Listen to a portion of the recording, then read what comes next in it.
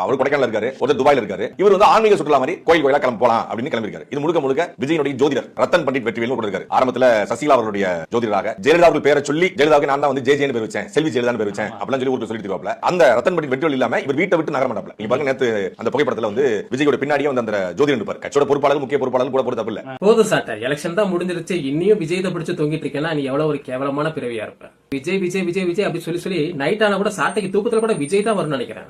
சில பேருக்கு மனநோய் இருக்கும், அதை பத்தி நினைச்சிட்டு இருப்பாங்க. ஆனா சாட்டை வந்து விஜய் பத்தி நினைக்கிறது எதனாலன்னா காசுக்காக தான். விஜய் தூங்கிட்டு இருக்காப்ல, விஜய் வந்து டாடா காட்டுறாப்ல, விஜய் வந்து கோயிலுக்கு போயிட்டாப்ல, விஜய் வந்து சர்ச்சுக்கு போயிட்டாப்ல, விஜய் மசூதிக்கு போயிட்டாப்ல. இதே மாதிரி விஜய் விஜய் இப்படி பண்ணிட்டார், விஜய் குடும்பத்தை கேவலப்படுத்தி எல்லாமே எந்த நேரம் விஜய் விஜய் விஜய் சொல்லி விஜய மட்டும் பேசி கார்னர் பண்ணி அதுல கிடைக்குது பாரு அந்த காசு. அந்த காசுல நீ வந்து இப்ப வந்து ஃபாரின் டூருக்கு போலாம், எந்த டூருக்கு வேணாலும் போலாம். ஆனா அந்த சாப்பிடற அந்த சாப்பாடு அது ஒட்டுமா உடம்புல. சாட்ட மக்கள் பிரச்சனை நிறைய இருக்கு, அதை பத்தி பேசலாம்னு உனக்கு நான் கூப்பிடலாம். ஆனா அது பேசுறதுக்கு உனக்கு தகுதி இருக்காது. ஏன் தகுதி இருக்காதுன்னா உனக்கு அடுத்தவங்களை குறை சொல்லி மட்டமா பேசி அதுல வர்ற காசை வச்சு சாப்பிடறதுல உன்னோட பொழப்பு. மக்களுக்காக என்னைக்காவது பேசி அவங்களுக்கான ஏதாவது ஒரு விஷயத்த பண்ணிருந்தா பரவாயில்ல. நீ வெறும் விஜய மட்டும் பேசி அதுல வர்ற காசுல வாழ்ந்துட்டு இருக்கிற ஒரு பையன் தானே நீ.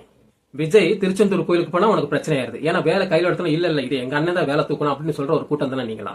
ஏன்னா முருகன் முப்பாட்டன் அபயார் வந்து எங்க பாட்டி இப்படின்னு சொல்லி பொய்ய சொல்லி தானே வாழ்ந்துட்டு இருக்கிறீங்க நீங்களா. இதுல ரொம்ப பெரிய வருத்தமான ஒரு விஷயம் என்னன்னா, மே நாளுக்கு அப்புறம் சாட்டை யார சொல்லி காசு சம்பாதிக்க முடியும். ஏன்னா என்னோட கம்பெனில வேலை தரலாம்னு பார்த்தேன். ஆனா என் பசங்க, எனக்கு கீழே வேலை பார்க்குற பசங்க எல்லாருமே வேண்டாம் சாட்டைன்னு சொன்னாலே அலறாங்க. ஏன் அலறாங்கன்னா அங்க வந்து பேசிக்கிட்டே இருந்தா வேலை ஓடாத சாட்டை.